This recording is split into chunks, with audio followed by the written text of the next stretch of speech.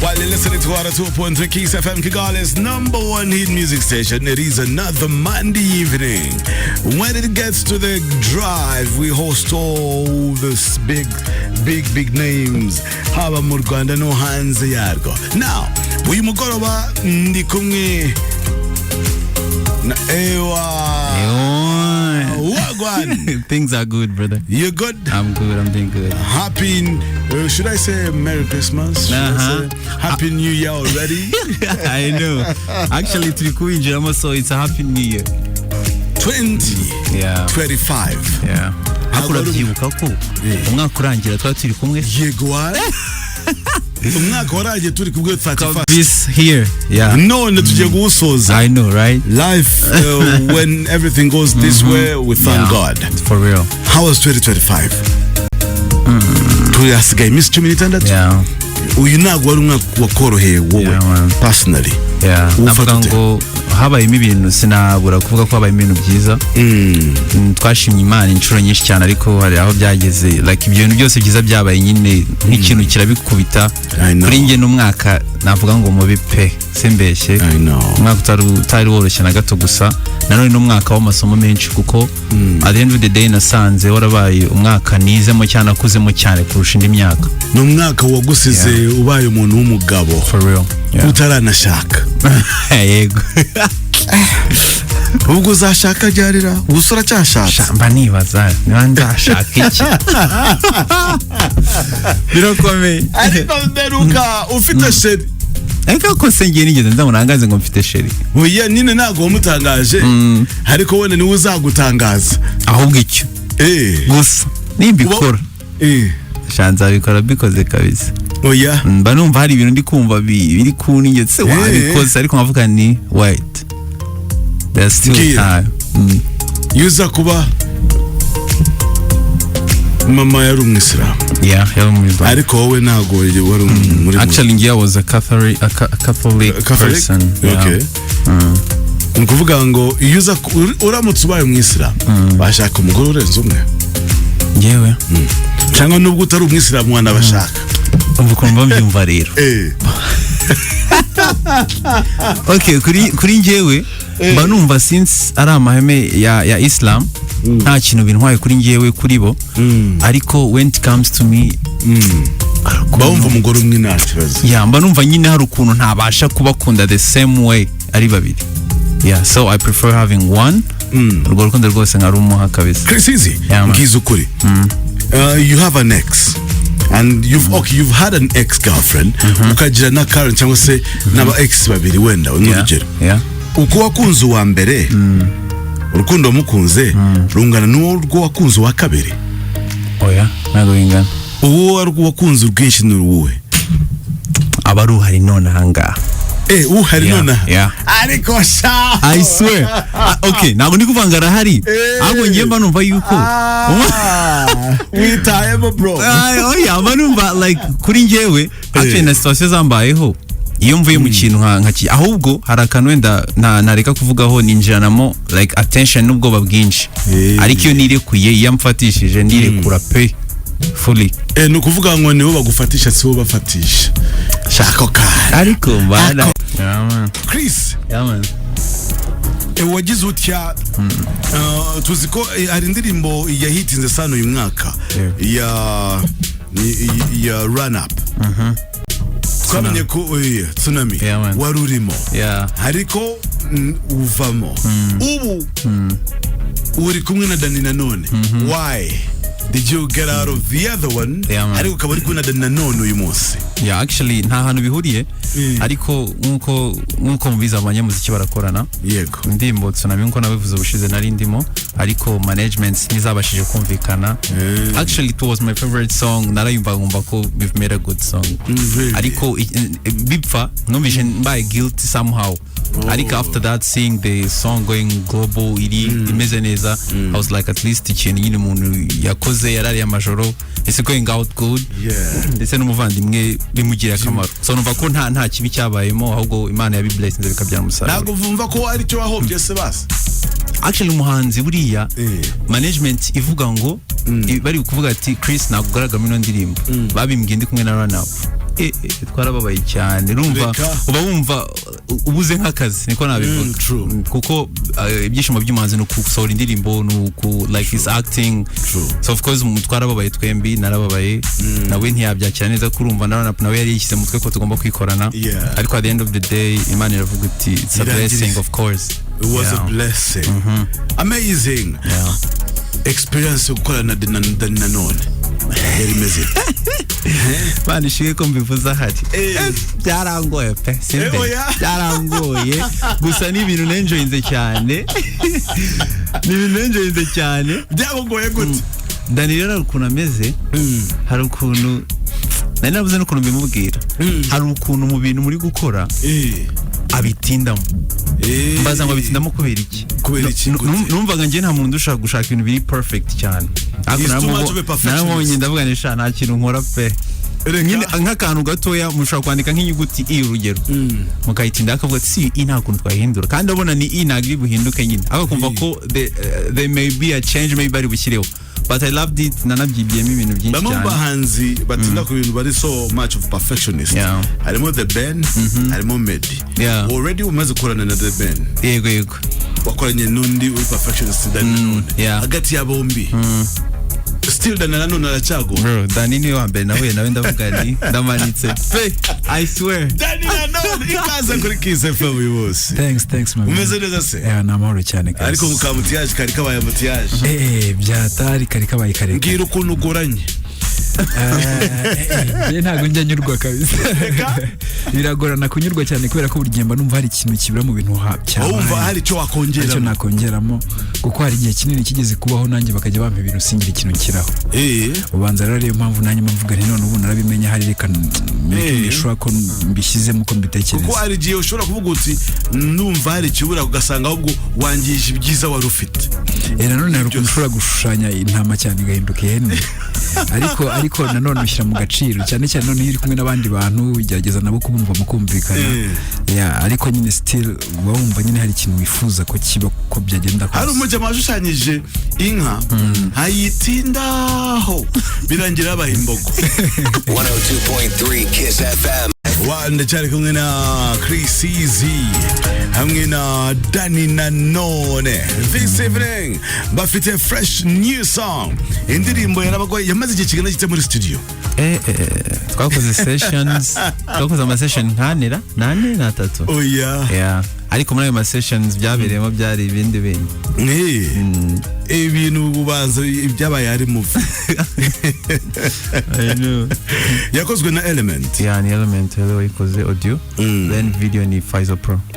These guys are doing an amazing job. For real. So, uracheka umuziki wabo ubu ngubu uzakomeza gukorana na Element gusa. Okay, ntabwo ari Element gusa tukorana ariko right now ni like niwe muntu ndi hafi cyane dusohorana projects nyinshi ariko a producer benshi cyane turakorana benshi pe so ntabwo ari we wenyine tugomba gukorana. Uzongera kurapa gusa muri no ndirimbo habuze akantu gato ngo ndapinda bwana ariko man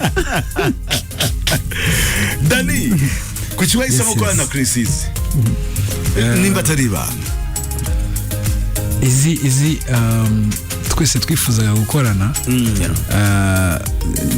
hari ukuntu nyine umuntu muhuza cyangwa se ureba n'ibintu by'ukavuga ati no muntu afite vision nanjye ndimo nabona nerekezamo kandi ntago byinshi byatugoye kubera ko n'ubundi icyo gitekerezo twari tugifite twese ariko njye guhitamo gukorana na Chris Eazy nabonaga n'ubundi ari umuhanzi mwiza wama vibe nifuza mu murongo w'indirimbo nkora kandi kuko yaranaje kuko arabikora namwe mwayumvishe nezere ko wumvisha ari nziza nimba wumvisha ari nambi gerageza ushaka ko numva ari nziza gerageza ndyumva nyishira amahitamo oya kabisa ni yego cyangwa yego umva ntaho yihari oya yarasibamye ni yego ni nziza cyangwa ni nziza uri kumva Kiss FM indirimbo turaza kuyumva mu kanya niwumva ari nziza wumve ko ari nziza niwumva ko atari na nziza ubwo ni nziza niwe uri kumva nabi ubwo wongere ugira utya ukore ku matwi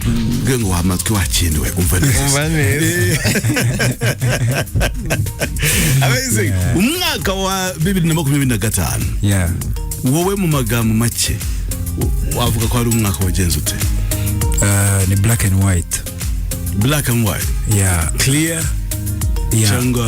Clear cyangwa harimo ka darkness, harimo clarity, nyine hari ukuntu byavanze kabisa. Ni melange.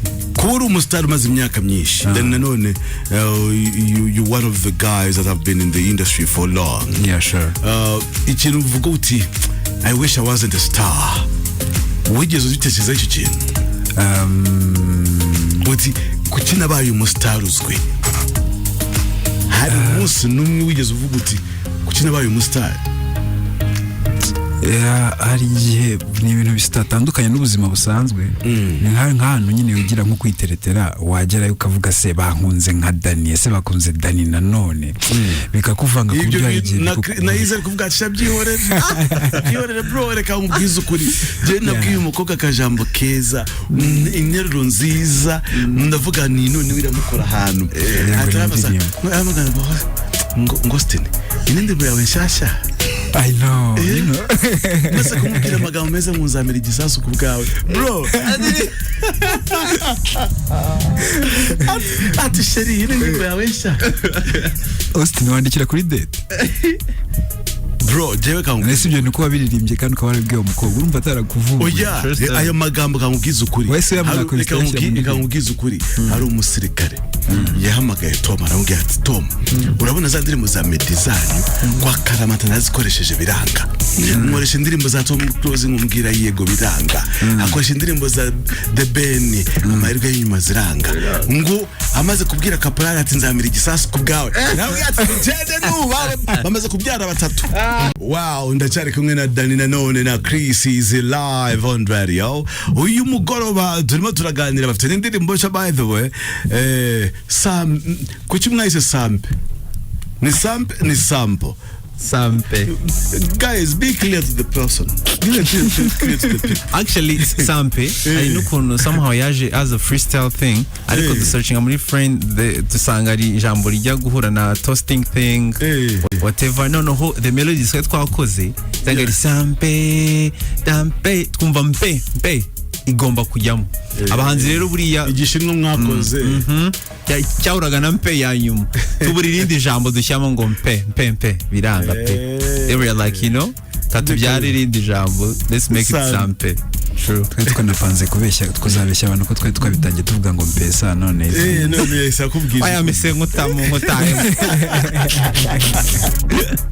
Umutayemo umva amabwire. Hano rero mbere ko tuza kumva indirimbo tugira ikintu cyitwa the secret sound.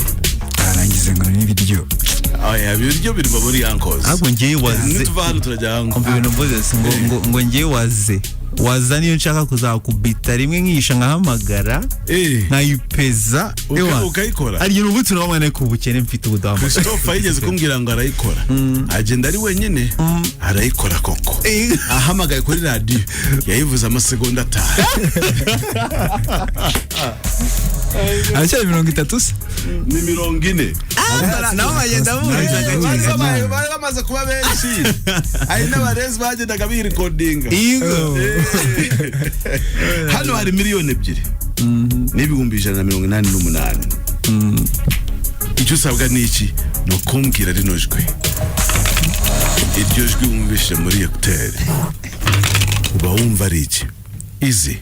Miliyoni 2. Uzi melody cyambwiye ngo n'urugi rwa dushi muri nganyumvira. Hari n'undi wambwiye ngo ni imipira ya biya. Abo bose bakubesa squat. Ariko bawumva ari iki? Ibyo nangiye kuvuga wese barabivuze reka n'ibindi. Uba wumva ari iki? Yendi kumva ari nkaga Shamaze kuryica kuko deja nutu byaba ari utu wenda. Bano bishatari kamwe pe. Yene nshaka akantu kamwe kari kugwa na akantu k'agapira kari kugwa. Kameze nk'agapira ka ping pong kari kugwa mu icupa. Uguye mu mazi wowe. Umva mubazi ndi hafi yawe ariko. Eazy bawumva ari iki? Ari ikintu ushaka kubanza kubaza gatoya. Murabona hari utugames abantu bajya bakina ko kugira gutya ugatanaga kuri but nitwa ping pong se? Ludo. ni nka rudo se buri ndi kumva ariko kundi bakaraga agapira ka rudo then you drop hasi tu use miliyoni ebyiri ndazikoresha ikira urabo yahawe nande sera ahubwo icyo ngicyo urabo yahawe nande abahungu banjye bose bakubise squat ako reka nirege nigeze kuvuga rimwe ndi mu rugo nari kundi nta app searching ama sound uzakarikunda imite nkafata mite nkiramo cyangwa ire Austin nikambwire turafata igice nanyo ngo Austin nawe icyo gitekerezo rero wagize ni benshi bakigize yewe benshi sana Austin niyo umuntu izi niyo twakwitwara wenda miliyoni ebyiri n'icyo Austin tukamaga 10 so indirimbo mwayanditse mwembi right sure Sampe audio ni yakozwe na Element nyuma video yakorwa na Faizo. What are your projections for the next year 2026 you gutekereza avuga uti nje 2026 ribyo nakoze ndifuza no kugira ndifuza no gukora ibintu nibiki inzozi z'umuhanzi kenshi aba ari gukora album no gukora igitaramo kenshi hano mu Rwanda cyangwa se n'ahandi henshi ku isi no gukora tour ibyo byose biri mu projet yanjye y'umwaka utaha ariko nyine nko usojwe ushyushye nkuko twasohoye sample mu mpera z'umwaka bivuze ko noneho nta kuryama mu gutangira no gukomeza uva kugera muri December kugira ngo wenda nimba n'icyo gitaramo umuntu apanga kizagerweho neza indirimbo zo ni nyinshi cyane hari byinshi cyane nyine biba biri muri stock nk'umuhanzi afite byinshi ategurira abantu Eazy yes nje cyo navuga rero nuko wenda munyanga ndabanza nko nabyita gusaba imbabazi nabonaga comments nyinshi se Chris meze bite nubwa mbere maze amezi menshi naso indirimbo ari 8 ragiye kujyamo ariko kubabimenye ari ukuntu ubuzima butoroha nyine utabicuruza inzu ukavuga uti by like I'm in a down position ntago akakanya nemere kuba nakora cyangwa se ndishoboye so nafashe time yanjye manza kuruhuka kumera fresh concentration ndayigarura neza ariko ubu I just promised them yuko Chris nagazongera kumara amezi ari hejuru y'abiri yakabije yabara abiri n'igice nandi mancyashiri yanze kabisa that's one it's increasing my playlist and second nuko Chris ari gupanga biracyari mu biganiro ariko bishobotse next year I may do my concert that's nice that's what I'm planning and amakuru nzagenda nyababwira gake kandi we would like you to know that we're here for you. I know. We know this year wasn't easy. Losing your mom, losing your grandmother, ntago wari umwaka woroshye. So some of us do understand kuba waratize gusohora indirimbo. So you can still take your time. Sampese yanyemere. Well, you muhanza zanye indirimbo rero kuri Kiss FM muri the Kiss Drive nibo introducing. Please do me the honors introducing the fresh new song from Danny Nanone. Now Chris Eazy, the Sampe boys are here. Banza ariko se umutubanza man abatoya se babanza ego yes grandfriend ariko rero musabana cyane ukibagiza inshingano zawe. Okay, let me try it. Harya natangiye gutera. Okay, let me do it my way, right? Yeah, do it your way. Okay. Y'all know my people, this is your boy Chris Eazy. Hano turi kuri 102.3 Kiss FM and twakira abahanzi aribo Danny Nanone, the young president, and Chris Eazy, Mr. Ewan. We are here to present you indirimbo y'abancyashya yitwa Sampe. So, let's shout out for this one. Nice. Ladies and gentlemen, right now kuri Kiss FM 102.3 Kiss FM tugiye kubahereza indirimbo nshyashya n'indirimbo y'akataraboneka niyo ndirimbo ya mbere mu gihugu none ahangaha yitwa Sampe yakozwe n'abahanzi babiri bameze neza bagezweho mu gihugu. Uwa mbere ni Chris Eazy late one, uwa kabiri ni young president Danny Nanone. Ubu ngubu none aha mugiye kuyumva bwa mbere kuri Kiss FM ibaryohere. Peace and love. Thank you so much guys. 102.3 Kiss FM.